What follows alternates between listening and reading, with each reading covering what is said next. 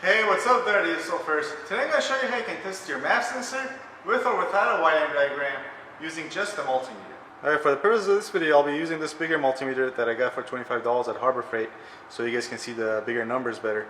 But you don't have to use something like this, you can just use this very basic one, which is for about $5 at Harbor Freight.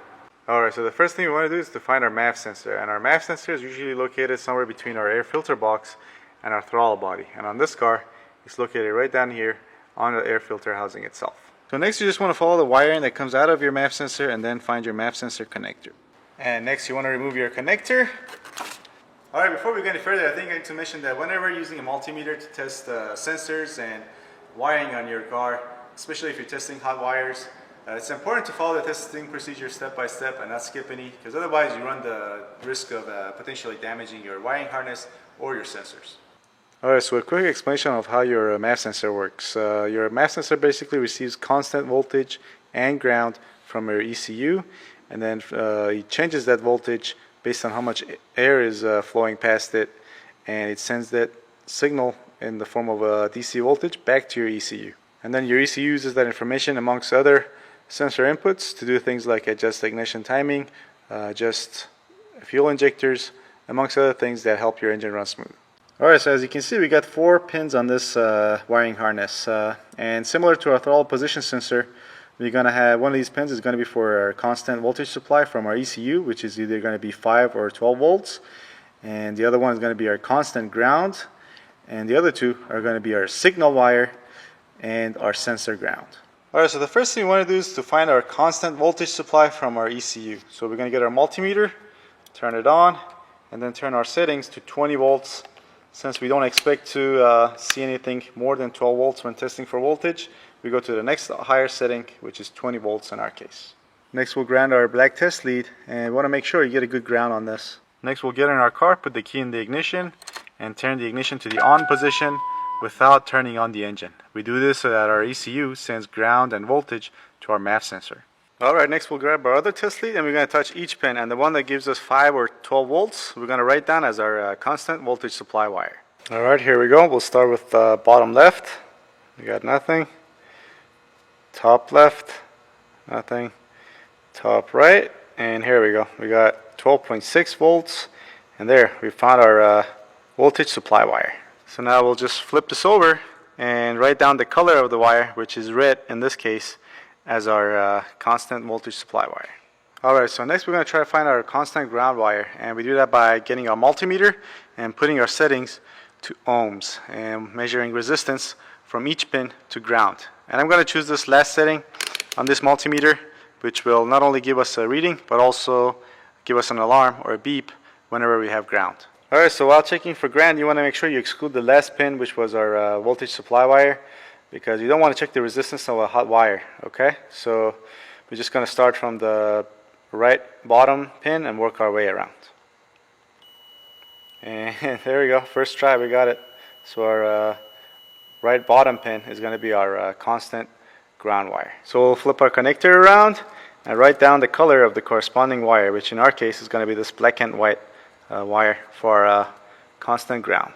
Alright, now that we've identified 2 of the 4 wires that go to this MAP sensor, the 2 remaining wires, one of them has to be for your sensor signal wire, which carries the voltage signal sent from your MAP sensor to your ECU, and the last one has to be your sensor ground wire.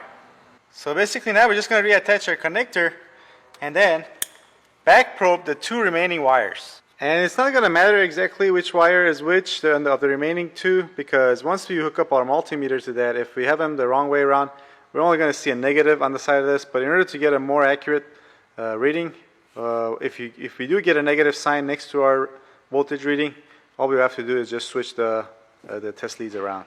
And paper clips are great for back probing these connectors. Just make sure you get them in all the way, and you press them in all the way and you make good contact. And next we'll use these alligator clips to attach our test leads to the back of our connector. Since we're going to be measuring voltage, we go back to our multimeter and put our settings back over to 20 volts. Alright, so what we're going to do next is to get in a car, start the engine, and then measure our voltage at idle. At idle, this car should have about 1 volt.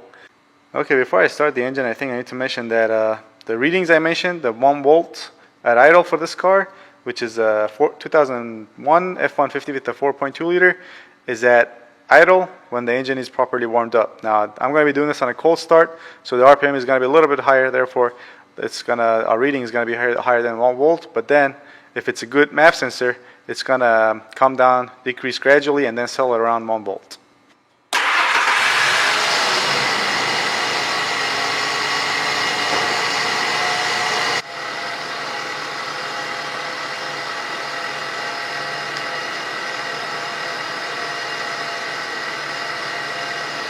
There we go, problem solved.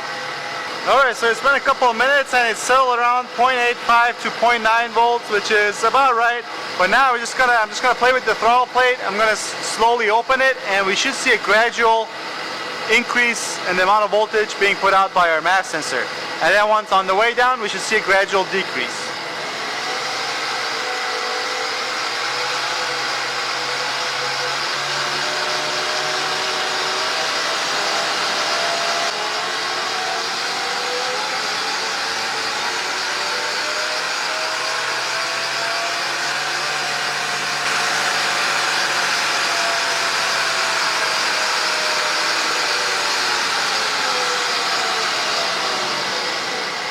That's all there is to it. Now again, what you're looking for is that steady increase in the amount of voltage being put out by the MAP sensor as the RPM goes up, and as the RPM goes down, you want to see a steady decrease. You don't want to see the voltage jumping around, especially you don't want to see it, like if you're raising the RPM, you don't want to see it to go down before it goes back up, and vice versa when you're decreasing RPM. And with that said, I'm going to wrap this video up. So if you find any of this useful, please give this video a thumbs up. You may also want to check out some of my other videos, especially the ones where I use this multimeter to do other testing and inspecting procedures.